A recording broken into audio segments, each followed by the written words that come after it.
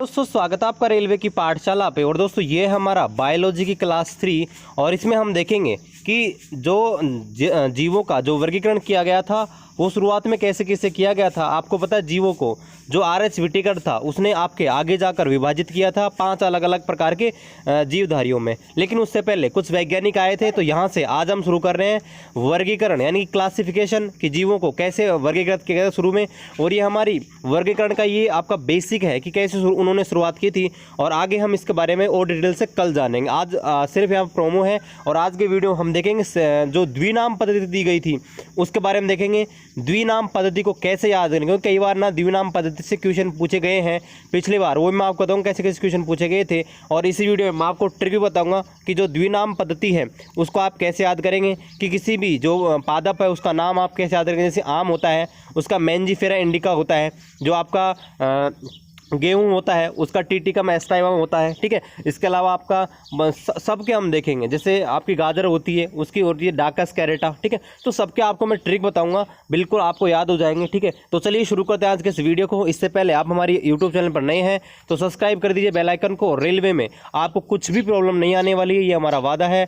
20+ score आप करेंगे railway group D भर्ती में, 25 में से आप 20+ स्कोर आसानी से करेंगे आप हमारी वीडियो को अगर फॉलो करते हो तो सबसे पहले देखते हैं जो बायोडाइवर्सिटी होती है वो क्या होती है, यानी कि बायोडाइवर्सिटी की विशेषता क्या होती है, क्या इसकी परिभाषा होती है और कैसे पहचानेंगे। अब देखिए बायोडाइवर्सिटी है वो दो चीज़ों से मिलकर बनता है, बायो और डाइवर्सिटी। बायो का मतलब होता है जैव यानी कि जीवन, और डाइवर्सिटी का मतलब होता है कि विविधता यानी कि भिन्नता विषमता। तो इसका मतलब ये हो गया कि किसी पर्टिकुलर स्थान पर किसी जगह पर अलग अलग प्रकार के जो जीव पाए जाते हैं ना उनको बोलते हैं बायोडाइवर्सिटी। मान लीजिए आप किसी भी जगह पे रहते हैं तो वहाँ पर आपने देखे होंगे, जैसे आप मार्केट में जाओगे तो मार्केट में अगर आम लेने जाओगे ना तो आम की आपको बहुत सारी वैरायटीज़ मिल जाएंगी, ठीक है। इसी प्रकार से आप गोभी लेने जाओगे तो गोभी की आपको बहुत सारी वैरायटी मिल जाएंगी। तो जो ये वैरायटी मिलती है ना, अलग अलग प्रकार की जो प्रजातियाँ मिलती हैं किसी भी एक चीज़ की, तो दोस्तों उसी को ही बोलते हैं जैव विविधता यानी कि बायोडाइवर्सिटी। यानी कि किसी स्थान पर अलग अलग प्रकार के जीवों का मिलना या जीवों का पाया जाना आपके जैव विविधता कहलाता है। ये दो शब्दों से मिलकर बना होता है, एक होता है जैव, एक होता है विविधता। जैव का मतलब होता है जीवन और विविधता का मतलब होता है भिन्नता या विषमता, यानी कि जीवों के बीच जो भिन्नता पाई जाती है, जो विषमता पाई जाती है, ठीक है,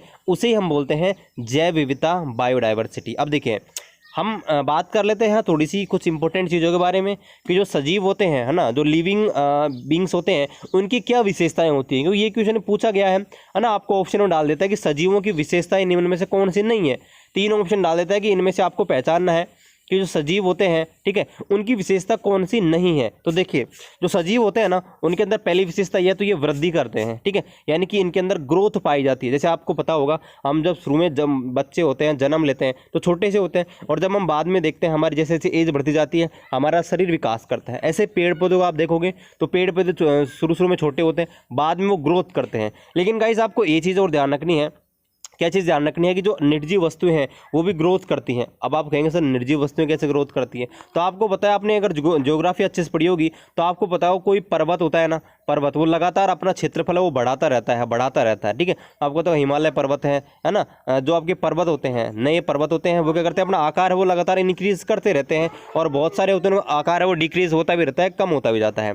तो आपको लेकिन आपको एक चीज़ ध्यान रखनी है, अगर आंतरिक अगर उसके अंदर ग्रोथ हो रही है यानी कि इंटरनल ग्रोथ हो रही है तो ये आपकी विशेषता होती है सजीवों की लिविंग बींग्स, ये आपको ध्यान रखना है। दूसरा इनके अंदर प्रोडक्शन पाया जाता है, मतलब आपके जो जनन होते हैं, जनन सारे जो सजीव होते हैं उनके अंदर जनन पाया जाता है। आपको पता है कोई पेड़ पौधा होता है अपने समान नया पौधा है उसका निर्माण करता है ना, जो कोई भी पशु होता है, कोई भी आपके सारे जानवर होते हैं उनके अंदर प्रोडक्शन पाया जाता है। तो ये आपके जो भी सजीव होते हैं उनके आपके विशेषता होती है दूसरी। चलिए इसके बाद तीसरी विशेषता देखते हैं, इनके अंदर मेटाबॉलिज्म पाया जाता है, मतलब कि उपापचयन की क्रिया होती है। अभी उपापचयन क्या होता है, तो हमारे शरीर में ऐसी हजारों लाखों, ठीक है, इंटरनल बहुत सारी रिएक्शंस होती रहती हैं हमारे शरीर के अंदर, ठीक है, केमिकल रिएक्शंस होती रहती हैं जो क्या करते हैं, आपको पता है हमारे अंदर बहुत सारे बैक्टीरियाज होते हैं, तो बैक्टीरियाज का निर्माण होना, हमारे अंदर सेल डिवीजन होता रहता है, ठीक है। उसके अलावा हमारे शरीर में बहुत सारी ऐसी रिएक्शन होती रहती हैं ना इंटरनली, तो उन्हें बोलते हैं मेटाबॉलिज्म यानी कि उपापचयन, ठीक है।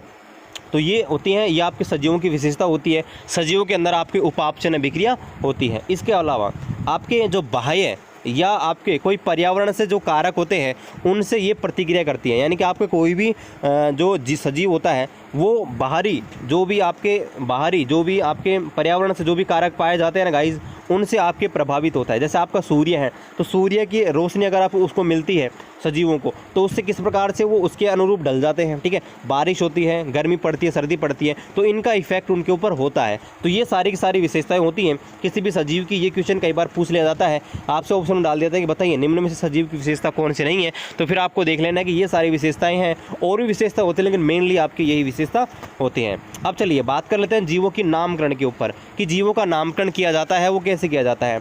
अब दोस्तों आपको पता होगा पृथ्वी पर अप्रोक्स यहाँ पर वर्तमान में अगर बात करें तो 1.7 मिलियन से 1.8 मिलियन आपके जानवर हैं। यानी कि लगभग 18 लाख 20 लाख प्रजातियाँ इस समय इस पृथ्वी पर मौजूद हैं। और ऐसा नहीं है कि इतनी ही है, और भी ज़्यादा हो सकती है, लेकिन हमको उनके बारे में पता नहीं है। यानी कि वर्तमान में अगर हम बात करें तो हमको लगभग 20 लाख प्रजातियों के बारे में पता है पृथ्वी पर पाए जाने वाली। अब समस्या ये है कि इन 20 लाख प्रजातियों का आपको पता है कि इनका नामकरण करना आवश्यक है। मान लीजिए घर में ही 5 लोग हैं तो उनका भी नामकरण आपको पता है किया जाता है, ताकि हम उनको एक यूनिक पहचान दे सकें, उनको पहचान सके कि हाँ भाई इसका ये नाम है। तो ऐसे आपके पेड़ पौधे होते हैं या जीव जंतु होते हैं, उनका नामकरण किया जाता है। अब देखिए मोस्ट इंपॉर्टेंट चीज़ क्या होती है वो आपको ध्यान रखना है कि जो पौधे होते हैं, जो प्लांट होते हैं, ठीक है, आपको ध्यान रखना है प्लांट और ट्रीज होते हैं, उनका नामकरण कौन करता है। जैसे मैंने आपको IUPAC पढ़ाई थी तो आपको पता था कोई भी कार्बनिक यौगिक होता है उसका जो नामकरण किया जाता है वो IUPAC करता है। उसी प्रकार आपके जो पेड़ पौधे होते हैं ना, पेड़ पौधे, उनका नामकरण करता है ICBN। कौन करता है? ICBN। अब ICBN की फुल फॉर्म क्या होती है? International code of botanical nomenclature. क्या होती है? International code of botanical nomenclature. ये आपके जो पेड़ पौधे होते हैं उनका नामकरण करता है। ठीक है, जैसे आपको पता है जो आम होता है उसका मैंजीफेरा इंडिका होता है। ठीक है, इस प्रकार से। चलिए इसके बाद देखते हैं जो आपका कोई प्राणी होता है, जैसे हम हैं, हमारा नाम होता है होमोसेपियंस, मानव का। तो मानव का जो जीव होते हैं, मतलब जो भी जानवर होते हैं, जैसे कि हम हैं, शेर है, ठीक है, तो इनका नामकरण कौन सी आपकी जो इंटरनेशनल यूनिट है वो करती है। तो आपको ध्यान रखना है जो जानवर होते हैं, जो प्राणी होते हैं, उनके वैज्ञानिक नाम IUCN देता है। कौन देता है? IUCN। IUCN का मतलब क्या होता है? International code of zoological nomenclature. यानी कि international code of zoological nomenclature IUCN, ये आपके नामकरण देता है। आपको ध्यान रखना है, पूछ ले जाता है कि जो आपके पौधे होते हैं उनका नामकरण कौन करता है और प्राणियों का नामकरण कौन करता है। ठीक है, अब चलिए बात करते हैं इसके बारे में कि सबसे पहले शुरुआत किसने की थी नामकरण करने की। तो सबसे पहले एक वैज्ञानिक आए थे, कैरोलस लिनियस। इन्होंने सबसे पहले अपनी एक द्विनाम पद्धति दी थी जिसको बोलते हैं बायोनोमिकल नोमेनक्लेचर। ठीक है, तो ये आपके सबसे पहले वैज्ञानिक थे जिन्होंने जो जीव थे उनको यहाँ पर नामकरण लिखना शुरू किया था। तो चलिए इसके बारे में देखते हैं और इस वीडियो में हम इसी के ऊपर देखेंगे। तो देखिए ये जो पद्धति थी इसका सुझाव कैरोलस लिनियस ने दिया गया था। और दोस्तों ये जो पद्धति थी इसमें क्या गया था, कोई भी जीव होता है उसका नाम 2 पदों में लिखा जाता था। किस में लिखा जाता था? 2 पदों में लिखा जाता था। पहला जो पद था उसको बोलते थे वंशक्रम, और दूसरा जो पद था उसको बोलते हैं जाति संकेत पद। तो जो पहला था उसको बोलते हैं जेनस, जो जीनस, पहला तो बोलते उसको जीनस बोलते थे। पहला जो था अक्सर पहला जो शब्द लिखा जाता है उसको जीनस, और दूसरा जो उसका स्पीसीज, यानी कि जीनस प्लस स्पीसीज मिलकर किसी भी जो आपका कोई भी जीव होता है उसका नामकरण कैरोलस लिनियस ने बोला था। अब चलिए इसके बारे में देखते हैं कैसे कैसे किया जाता है। तो देखिए द्विपद नामकरण के रूल्स, यानी कि कैसे लिखा जाता था बायोनोमिकल आपके नोमेनक्लेचर। तो कुछ भी नहीं है, सिंपल सा है। वैसे तो 3-4 स्टेप है लेकिन कुछ भी नहीं है। देखिए सबसे पहले क्या करते हैं, नामकरण में जो पहला शब्द लिखा जाता है ना वो उसका वंश नाम लिखा जाता है, मतलब जीनस होता है वो लिखा जाता है पहले तो। उसके बाद जो दूसरा नाम लिखा जाता है वो लिखा जाता है उसकी जाति का, स्पीसीज का, बस। इसके अलावा अब देखिए और क्या किया जाता है, नाम तो लिख दिया, ठीक है, दोनों के हमने नाम लिख दिए, दोनों अलग अलग 2 शब्द हैं, 2 हमने वर्ड लिख दिए। ठीक है, अब क्या करना है, इनको क्या करना है, थोड़ा सा रेखांकित करना है, हाईलाइट करना है, और हाईलाइट करने के बाद इनको थोड़ा सा तिरछा लिखा जाता है ना। यानी कि नॉर्मली आपको पता है इटैलिक एक आपके फ़ॉन्ट होता है, आपने देखा होगा मोबाइल में कंप्यूटर में यूज़ करते हुए। तो इटैलिक क्या करता है, उसको थोड़ा तिरछा बना देता है। ठीक है, आड़ा बना देता है, तिरछा बना देता है। तो आपके जो भी आपको बुक मिलेंगी अगर उसमें टाइपिंग बिल्कुल सही कर रखी होगी ना, तो आपको जो वैज्ञानिक नाम दे रखे होंगे, साइंटिफिक जो नेम दे रखे होंगे, उनको आप देखना थोड़ा सा तिरछा लिखते हैं। क्या लिखते हैं? थोड़ा सा तिरछा लिखते हैं। तो इसमें आपके इस प्रकार से लिखते हैं कि पहला अक्षर है वो आपके लिखा जाता है वंशक्रम से, जीनस से।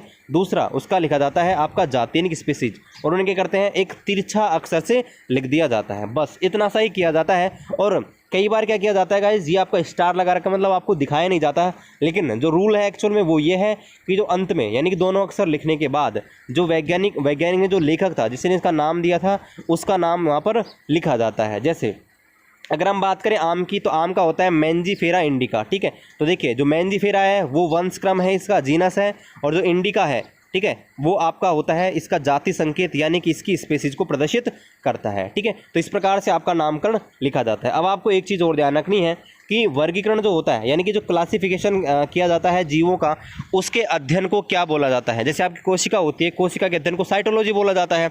तो इसी प्रकार से आपकी साइंस की एक शाखा होती है जिसके अंदर जीवों का वर्गीकरण है ना। अब हम पढ़ेंगे जो वर्गीकरण वाले चैप्टर पढ़ेंगे, तो विज्ञान की वह शाखा जिसके अंतर्गत आपके जीवों के वर्गीकरण का अध्ययन किया जाता है उसे क्या बोला जाता है, तो गाइस उसको बोला जाता है सिस्टेमेटिक्स। क्या बोला जाता है? सिस्टेमेटिक्स बोला जाता है। अब चलिए हम कुछ और इंपॉर्टेंट चीज़ों के बारे में देख लेते हैं जो कि 2018 में पूछा गया था। अब देखिए वैसे तो ये जो वर्गीकरण दिया गया था ना, ये नामकरण दिया गया था, आपको बिल्कुल सिंपल सा लग रहा होगा कि पहले तो उसका जीनस लिख दो और फिर इसके आपको जो पीछे है वो जाति संकेत यानी कि स्पेसीज लिख दो। लेकिन दोस्तों इतना आसान नहीं होता है नामकरण करना। ये आपके 6 या 7 स्टेप होते हैं जिनके माध्यम से नामकरण लिखा जाता है।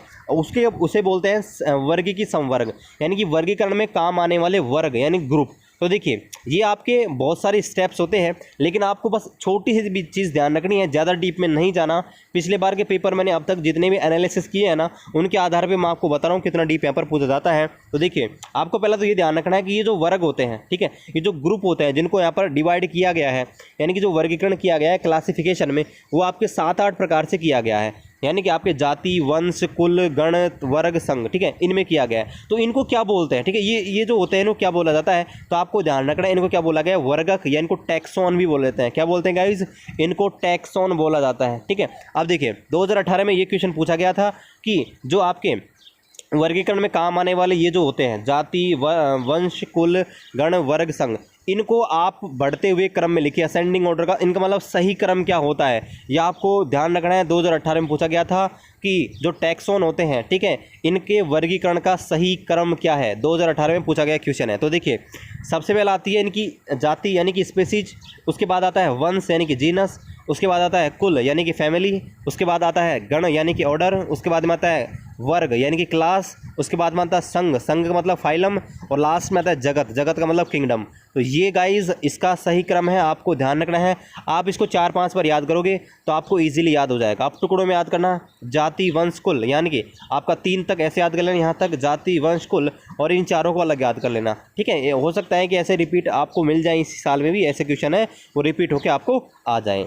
अब चलिए जैसे हम बात कर लेते हैं मानव के ऊपर, यानी कि हम जो हैं उसके बारे में थोड़ा सा देख लेते हैं। जो मानव है, मान लीजिए हमारा नाम होमो सेपियंस है, तो हमारा वंश क्या है, कुल क्या है, गण क्या है, वर्ग क्या है, संघ क्या है, ठीक है, इनके बारे में थोड़ी सी पता होनी चाहिए, क्योंकि सबका तो हम याद नहीं करेंगे, लेकिन कम से कम हमारे बारे में तो हमको याद होना चाहिए कि हमारा वैज्ञानिक नाम होमो सेपियंस है, तो उसका वंश क्या है, उसकी जीनस क्या है, फैमिली क्या है, ऑर्डर क्या है, हमको पता होना चाहिए। तो देखिए तो जो हमारा जो वंश होता है वो होता है होमो, ठीक है। जो कुल है हमारा वो है होमोनिडी, क्या है, होमोनिडी।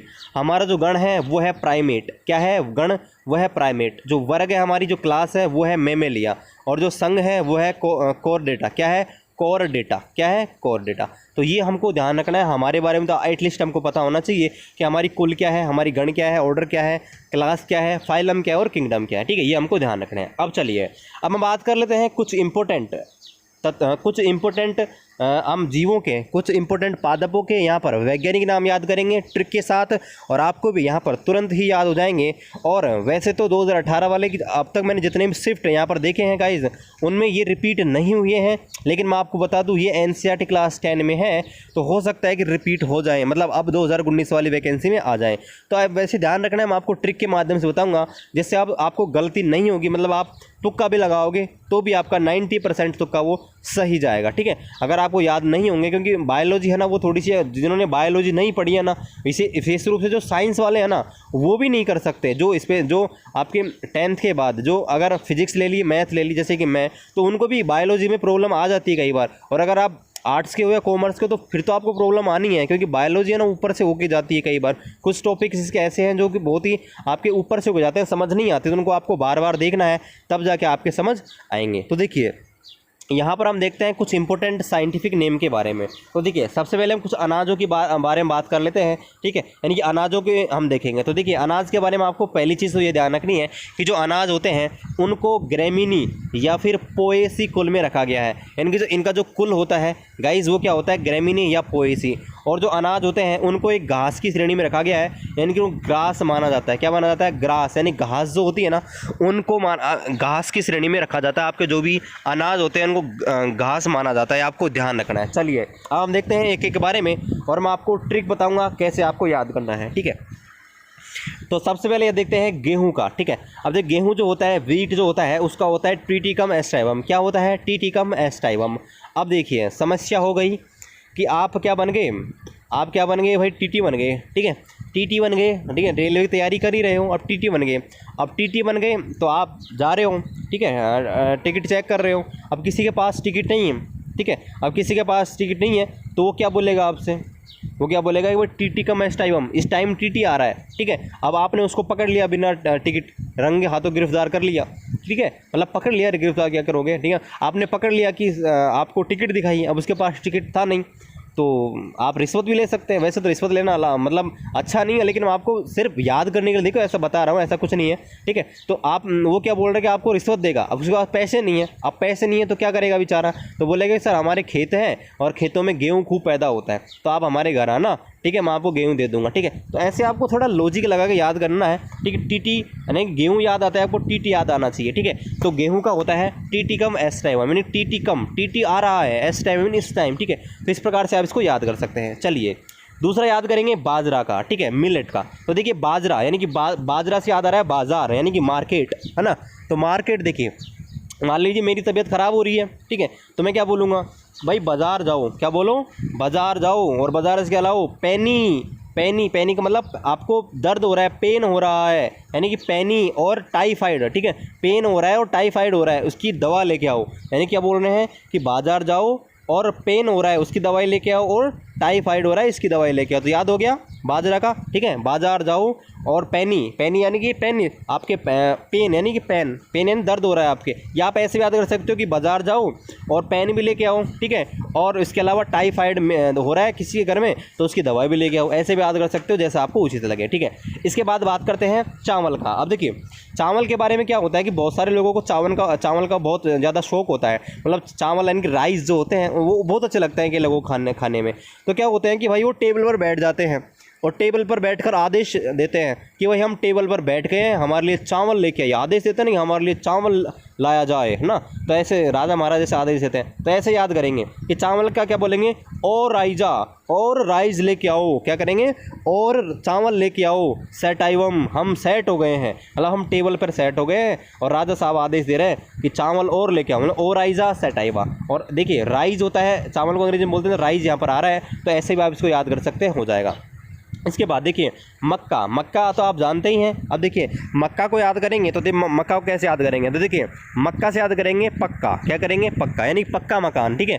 तो मक्का से याद करेंगे पक्का मकान। अब गाइस अगर आपका पक्का मकान बन गया, रेलवे में का जॉब ले लोगे तो पक्का मकान बनाओगे, हवेली बनाओगे, तो फिर क्या करोगे आप, जियो मेज, यानी कि मज़े से जियोगे, क्या करोगे, मज़े से जियोगे। तो इसका याद हो जाएगी मक्का की ट्रिक हो गई जिया मेज, यानी कि मज़े से जिएंगे। चलिए इसके बाद बात करते हैं दालों के बारे में, पल्सेस के बारे में। तो देखिए पहली चीज़ तो आपको ये पता होनी चाहिए, दालें होती हैं उनमें प्रोटीन की मात्रा बहुत ज़्यादा पाई जाती है, ठीक है, प्रोटीन की मात्रा सबसे ज़्यादा आपके दालों में पाई जाती है, ये आपको ध्यान रखना है। और दालों में भी किस में पाई जाती है, सोयाबीन के अंदर, ये आपको और ध्यान रखनी है। दालों में तो पाई जाती है, दालों के अलावा अगर फिर दालों में सबसे ज़्यादा किस में पाई जाती है, तो सोयाबीन जो होती है उसके अंदर पाई जाती है। और इनका जो कुल होता है दालों का, वो होता है लेग्यूमिनेसी कुल। क्या होता है, लेग्यूमिनोसी कुल के अंदर आपको दालों को रखा गया है। चलिए अब इनके बारे में देख लेते हैं। जैसे अरहर, ठीक है, अरहर जो होता है, अरहर के बारे में हम देखते हैं कि अरहर की जो दाल होती है उसका वैज्ञानिक नाम होता है केनेजस केजन। क्या होता है, केजेनस केजन। अब कैसे याद करेंगे,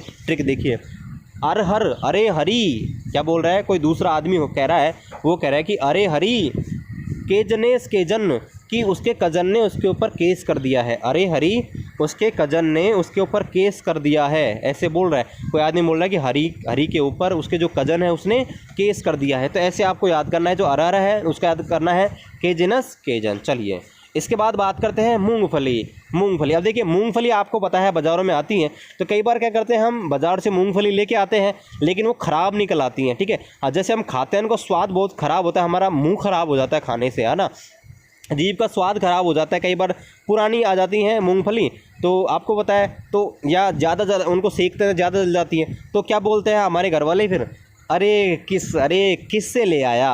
मूंगफली के बारे में क्या बोलते हैं, अरे किससे ले आया हाइपोजिया, मेरा तो जिया ख़राब हो गया। अरे किससे ले आया हाइपोजिया, यानी कि जिया हाई हो गया, मेरा तो जिया ख़राब हो गया, है ना। तो ऐसे आप याद कर लेंगे कि यहाँ जो आपके मूंगफली होती है, ग्राउंड नट्स होती हैं, ठीक है, ये आपके इसका आपका जो वैज्ञानिक नाम होता है वो होता है एरेकिस हाइपोजिया। चलिए इसके बाद बात करते हैं सोयाबीन की। अब देखिए सोयाबीन, आपको पता है लड़के जब सोती हैं, ठीक है, सोयाबीन जब सोती हैं तो आपको पता है चेहरे पर क्या लगाती हैं गोरा होने के लिए, ग्लाइसिन। क्या लगाती हैं, ग्लाइसिन, ग्लिसरीन आपने सुना होगा, ठीक है। तो सोयाबीन से याद हो जाएगा ग्लाइसिन मैक्स, क्या हो जाएगा, ग्लाइसिन मैक्स। चलिए इसके बाद बात करते हैं मटर की। और मटर देखिए बहुत इंपॉर्टेंट है, क्योंकि मटर के आपके वैज्ञानिक थे ग्रेगर जॉन मेंडल, इन्होंने मटर के बारे में प्रयोग किए थे। तो मैं आपको वो चैप्टर पढ़ाऊंगा, तब आपको बताऊंगा कि जो मटर होता है उसका जो वैज्ञानिक नाम होता है वो होता है पाइसम सटाइवम। बस आप सिर्फ ये याद कर लीजिए कि पाइसम सटाइवम, ठीक है। यानी कि मान लीजिए अगर आपने घर में मटर बो रखी है, जैसे हम बोल लेते हैं कई बार, तो मटर जब बोल लेते हैं तो मटर को ढूंढना बहुत मुश्किल हो जाता है, क्योंकि नीचे है ना हमको ढूंढना पड़ता है, कई बार दिखती नहीं है मटर। तो क्या करते हैं कि भाई सेट हो जाओ नीचे की ओर, पाइसम यानी कि उसको पाने के लिए पाइसम ढूंढो, कहाँ पाई यानी कि ऊपर उठाओ, सेट हो जाओ, यानी कि उसको ढूंढने में टाइम लगता है, यानी कि उसको ऊपर से उठाओ, नीचे देखना पड़ता है, कई बार नीचे दिखती नहीं है। तो ऐसे याद कर लीजिए, मटर को तो आपको डायरेक्ट याद करना है गाइस, कई बार पूछ जाता है और बहुत इंपॉर्टेंट है, पाइसम सटाइवम डायरेक्ट याद कर लेना है। चलिए अब कुछ के पेय पदार्थों के बारे में देख लेते हैं, यानी कि बेवरेजेस के बारे में देख लेते हैं, ठीक है। तो देखिए पहला चाय के बारे में देखते हैं, टी यानी कि जो आप चाय पीते हैं उसके बारे में देखते हैं। तो देखिए चाय की जो ट्रिक है वो है कामेलिया साइनेंसिस, ठीक है, ये आपका वैज्ञानिक नाम है। अब इसकी ट्रिक देखते हैं। देखिए चाय, देखिए वैसे जो नॉर्मली है वो कोई चाय है वो पीते नहीं है साइंस के स्टूडेंट, लेकिन अगर कोई ज़्यादा ज़बरदस्ती करता है तो फिर क्या बोलते हैं कि कामेलिया, भाई कम लिया साइनेंसिस, हम साइंस के स्टूडेंट हैं यानी कि कम पीते हैं, ठीक है। तो क्या बोलेंगे, चाय की अगर कोई ज़बरदस्ती करता है तो कामेलिया यानी कि कम लिया, साइनेंसिस यानी कि साइंस के स्टूडेंट है कि कम लिया। चलिए इसके बाद बात करते हैं कॉफ़ी की, यानी कि जो आप कॉफ़ी पीते हो वो की। तो देखिए कॉफ़ी से, इसका कॉफ़ी के नाम से बना हुआ है कॉफ़िया अरेबिका, ठीक है, कॉफ़िया अरेबिका। तो आपको बस इसे ध्यान रखना है, कॉफ़ी का जो वैज्ञानिक नाम होता है वो होता है कॉफ़िया अरेबिका। चलिए अब हम कुछ सब्जियों के बारे में देख लें, कुछ वेजिटेबल्स के वैज्ञानिक नाम हम देख लेते हैं।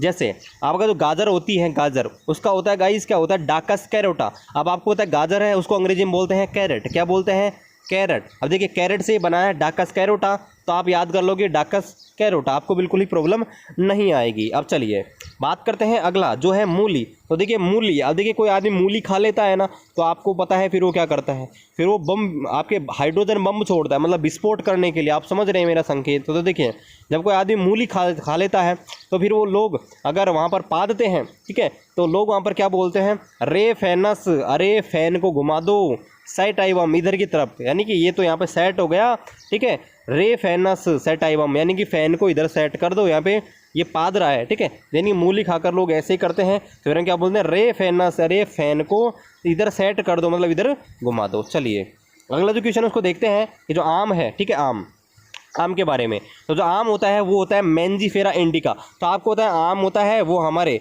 जो भारत है उसका राष्ट्रीय फल होता है, ठीक है। आम को आपको पता नहीं होगा तो याद रखना चाहिए, ठीक है। फल होता है जो होता है इंडिका। तो देखिए इससे आ रहा है इंडिका यानी कि इंडिया, मैंजीफेरा यानी कि आम अगर आप खा लेते हो तो मज़े आ जाता है ना, मंजीफेरा यानी कि मन फिर जाता है, ठीक है, आम खाने के लिए। तो ऐसे आपको याद करना है, मैंजीफेरा इंडिका आम का है। और ये मोस्ट रिपीटेड क्वेश्चन है। अगर मैं आपसे कहूँ कि अगर आप कोई भी एग्जामिनर सबसे पहले अगर उसको वैज्ञानिक नाम याद आता है ना, तो या तो याद आएगा आदमी का खुद का होमो सेपियंस, और उसके बाद याद आता है सीधा आम का, यानी कि मैंजीफेरा इंडिका। ये सबसे सीधे हैं और सबसे ज़्यादा बार इन्हीं के बारे में बात होती है। तो अगर गलती से अगर दे दिया जाएगा ना, तो सबसे सीधा ये होता है मैंजीफेरा इंडिका, इसको तो आपको याद ही करना है, ठीक है। तो ऐसे आपको याद करना है मैंजीफेरा इंडिका।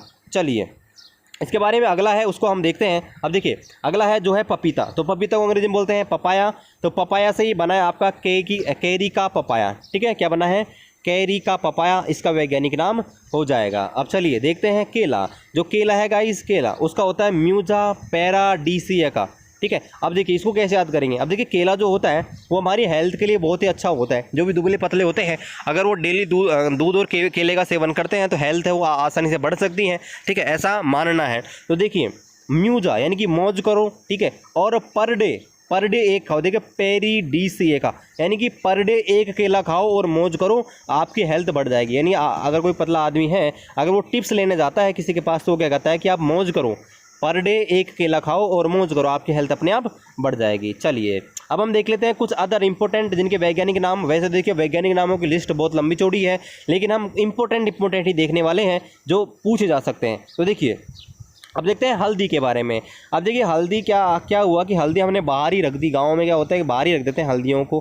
ठीक है, तो क्या हो जाता है कुत्ता कई बार चीज़ों को उठाकर लेके भाग जाता है, तो आपको इसी से जानना है हल्दी है। ठीक है, तो हल्दी को कौन लगेगा, कुरकुमा लौंगा, यानी कि कुत्ता है वो मुंह में भर के ले गया। ठीक है, लेंगा यानी कि ले गया, यानी कि कुत्ता है वो हल्दी को मुंह में भरकर ले गया। तो आपको ऐसे याद करना है हल्दी का कुरकुमा लौंगा। ठीक है, चलिए इसके बाद बात करते हैं अदरक की। जो अदरक होता है, अदरक तो आप जानते हैं चाय में डाल के स्वाद बढ़ाने के इसका उपयोग करते हैं। तो अदरक को कैसे याद करेंगे। अब देखिए अब कई बार हमारा जी खराब हो जाता है। ठीक है, तो क्या करते हैं, जिंजीबर, भाई जी खराब हो रहा है, जी भर रहा है, तो क्या करेंगे, ऑफिसनेल। ऑफिस में जब हमारा जी खराब हो जाता है तो हम क्या करते हैं कि वेटर चाय लेके आ, कड़क चाय लेके अदरक डाल के, यानी कि जिंजीबर ऑफिसनेल, यानी कि जी खराब हो रहा है तो क्या करते हैं ऑफिस में बैठ के, जब आप ऑफिसर बन जाओगे तो क्या बोलोगे कि भाई 2 चाय लेके आओ। ठीक है, चलिए इसके बाद देखते हैं लहसुन। लहसुन तो आप जानते ही हो, लहसुन सब्जियों में डाला जाता है। तो देखिए लहसुन को कैसे याद करेंगे। तो देखिए लहसुन हम बोल रहे हैं कि ले सुन, तो बोल रहे हैं सुना भाई क्या बोल रहा है, यानी कि ले सुन, तो आप क्या सुनना चाहोगे। तो आपको पता है एलियन, एलियन की स्टोरी, क्या बोलेंगे, एलियन की सैटाइम स्टोरी, यानी कि एलियन की स्टोरी। यानी कि अगर आपसे कोई बोले कि ले सुन, तो उससे बोलोगे सुना एलियन के बारे में। यानी कि एलियन के बारे में इंटरेस्टिंग लगता है सबको कि एलियन क्या होते हैं। ठीक है, क्योंकि इनके बारे में एक तरीके से स्पष्ट नहीं है कि एलियन वास्तव में होते हैं या नहीं होते हैं। तो सबको इंटरेस्ट होता है कि एलियन अगर वास्तव में हैं तो कैसे हैं। तो गाइज लहसुन से आपका हो जाएगा एलियन सैटाइवम। चलिए इसके बाद बात करते हैं अफीम की। तो अफीम भी बहुत इंपॉर्टेंट है, क्योंकि आपको पता है अफीम के अंदर आपके बहुत सारे केमिकल पाए जाते हैं जिनसे नशा होता है। ठीक है, ये आपको मैं अलग से पढ़ाऊंगा। ठीक है, नशीले पदार्थ आपके बायो में ही तब आपको बताऊंगा। जो अफीम है वहाँ पर अफीम के बारे में बताया गया है। अफीम में जो फूल आता है, जो डोडा आता है, उसको फल बीती बोलते हैं और उसका उपयोग आपके नशीले पदार्थ के रूप में किया जाता है। इसका जो वैज्ञानिक नाम होता है वो होता है पेपिपरस सोमनीफेरम। क्या होता है, पेपेवर सोमनीफेरम। अब देखिए कैसे याद करेंगे। जो अफीम है ना गाइज वो बहुत ही महंगा होता है। क्या होता है, बहुत ही महंगा होता है, लाखों में बिकता है। इसलिए आपको ध्यान रखना है ये सोने के बराबर होता है, यानी कि पेपेवर सोमनीफेरम। देखिए सोने के बराबर, यानी कि आपको इसे याद रखना सोमनीफेरम, यानी कि सोने के बराबर इसकी वैल्यू होती है, इसलिए इसका नाम होता है पेपेवर सोमनीफेरम। लेकिन आपको पता है अगर पकड़ लिए गए तो पुलिस अच्छी तरह लाल पीले कर देगी आपको। तो आपको ये भी ध्यान रखना है पेपेवर, यानी कि पुलिस से बच के आपको ये काम करना होता है। चलिए इसके बाद बात करते हैं देवदार। जो देवदार वन होता है, देवदार आपने सुना होगा। तो देवदार का नाम से इससे बना है सीडस देवदारा। देखिए इससे से इसका अंदर नाम छुपा पड़ा है देवदारा, सीडस देवदारा। तो आपको ध्यान रखना देवदार का जो नाम होता है वो होता है सीडस देवदारा। और लास्ट में देखते हैं नारियल का। ठीक है, कोकोनट आप जानते ही हैं, नारियल तो आप खाते ही हैं। तो नारियल के बारे में हम देखते हैं। तो देखिए जो नारियल है इसको हम याद करेंगे कोकोस न्यूसीफेरा। अब देखिए जब नारियल लेने जाते हैं ना तो हम क्या करते हैं, देखते हैं कि ये पुराना तो नहीं है, ताज़ा देखते हैं कि ये ख़राब तो नहीं दे रहा है। तो क्या बोलते हैं मुझसे बेचने वाले से, कोकोस, अबे कौन सा दे रहा है, क्या बोलते हैं हम, कौन सा दे रहा है, न्यूसीफेरा, कोई नया सा दे। क्या बोलते हैं हम, न्यूसीफेरा, कोई नया सा दे, फेर के देख के कौन सा दे रहा है। ठीक है, तो गाइस आशा करते हैं कि आज का वीडियो आपको अच्छा लगा होगा। ठीक है, और आज के इस वीडियो में हमने द्विनाम पद्धति है उसको देखा है और यहाँ पर कुछ इंपॉर्टेंट वैज्ञानिक नाम देखे हैं। और कल हम जो RH विटेकर, ठीक है, उसकी प्रणाली है उसको शुरू करेंगे। कल तो खैर संडे है, मंडे के दिन, और कल हम आपको कुछ इंपॉर्टेंट एक वीडियो डालेंगे रेलवे के बारे में कि आप रेलवे एग्जाम दो तब कौन सी गलती ना करो जिससे आपको कोई प्रॉब्लम नहीं आए। तो कल का वीडियो है वो बहुत ही इंपॉर्टेंट रहने वाला है। ठीक है गाइस, तो चलिए फिर मिलते हैं आपसे अगले वीडियो में। आशा करते हैं कि वीडियो अच्छा लगा हो तो प्लीज़ लाइक कर दीजिए और दोस्तों के साथ शेयर कर दीजिए। जब आप शेयर करते हैं व्यूज़ आते हैं तो मोटिवेशन मिलता है अगला वीडियो बनाने के लिए। चलिए मिलते हैं आपसे अगले वीडियो में, तब तक जय हिंद जय भारत।